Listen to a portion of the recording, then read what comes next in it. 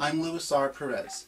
This video comes out of the urging of friends, colleagues, and many emails as a result of the first Michael Jackson Remembrance video, where we spoke of our listening experiences over the King of Pop's song, Wanna Be Starting Something. In this presentation, we're going to take a look at Thriller, the signature song of the album, and talk about the similarities and differences within both songs. On this video, however, we'll be going further into the music, putting our ears to the test, going at times into the deepest areas of the song. In this new venture, it may occasionally be difficult to understand everything that's going on inside the song. But doing this form of active listening regularly enough will eventually develop your perception, in which you'll know how to switch gears inside and really hear everything that's going on inside the song. Over time, you'll discover your new appreciation of popular songs as your ears move up to a better than average level of listening. As in the previous video, we don't judge or criticize the music, but rather that we are listeners enjoying the King of Pop's songs, utilizing the techniques of active listening. We also cannot play the music because that would be a violation of copyright, but we do have a lot to talk about. So sit back, relax, and get ready for all the things your ears are going to be hearing in Michael's music after the presentation. To start off, Thriller, at 5 minutes 58 seconds, is the next longest track of the album after Wanna Be Starting Something, which is just over 6 minutes. Unlike the ABA form of Wanna Be Starting Something, the Thriller song form is verse, chorus, and so on up to the coda. There is no B section in the main body of the music, but Thriller has an ABA coda of its own, similar to that of Wanna Be Starting Something. The song form of continuing verse-chorus sections is also very popular with composers and songwriters, especially in current country music, where the lyrics quite often are significantly prominent and distinct in pronunciation by the principal voice. Thriller begins with a long introduction, which is more than double the introductory length of Wanna Be Starting Something. The creators conceived the Wanna Be Starting Something introduction as a buildup of sound before the verse. The Thriller introduction is more complex with two parts to it. First, the creation of a scene and mood, followed by, second, a more familiar style of introduction prior to verse 1.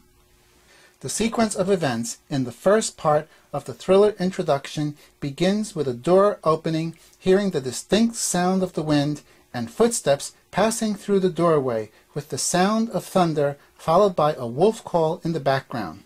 A strong percussive thump is heard with a smooth electronic descending tone or glissando, while the string section and guitar enter our ears. The string section builds in volume with each changing chord, and the guitar strums along, changing chords but maintaining its own volume, while the wolf call is still audible but more within the background of the total sound. This chord change sequence is heard approximately 5 times, leading to the brass section playing the first 2 chords so emphatically with a slight pause between them that it sounds almost as if we hear them practically speaking the word Thriller. The brass section completes their 5-chord passage, and now the second part of the introduction begins with the bass and percussion or drum set performing a small music pattern which repeats 8 times before Michael begins.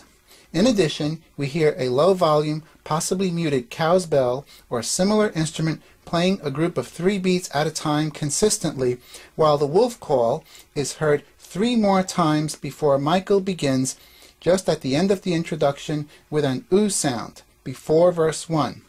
We also heard the ooh sound in Wanna Be Starting Something before verse 1, but there it was slightly greater in volume. In Thriller, if you're not careful, you might miss it. This pattern by the bass and the percussion or drum set continue throughout the song in the verses, keeping the mood set by them. This technique is similar in Wanna Be Starting Something, where we also heard the bass pattern throughout the song. The second part of the introduction is essential to making the transition to verse 1. It helps to separate the ears from a scene in our minds to a song at verse 1. Try imagining only the first part of the introduction going straight to verse 1, and you'll see the difference. This transition is just one small example of the various techniques a composer or songwriter works with in creating a piece of music. So, the introduction, in its length, could be considered as an elaborate prelude to the main body of the song, where it's fair to say that the introduction, with its two parts, is a complete section. It usually is, as in introduction, main body, and ending. But this introduction is in a class all its own. It really is an entire section. The wannabe starting something introduction, by contrast, with its repeating pattern that blends into verse 1, is clearly more traditional in starting the song. But don't let that mislead you about the potency of it. That introduction has a very big sound. Moving along into the main body of the song, all the verses are fairly equal in length, being somewhere around slightly longer than 4 lines of verse. It's the chorus sections that we'll see later on that really change throughout the music. Verse 1 starts us off with the repeating pattern we heard earlier by the bass, percussion, and muted cowbell acting as a bottom layer of the sound. The rest of the band comes in and out at various areas of the verse. We hear an electronic sounding keyboard moving back and forth between chords around Michael's singing.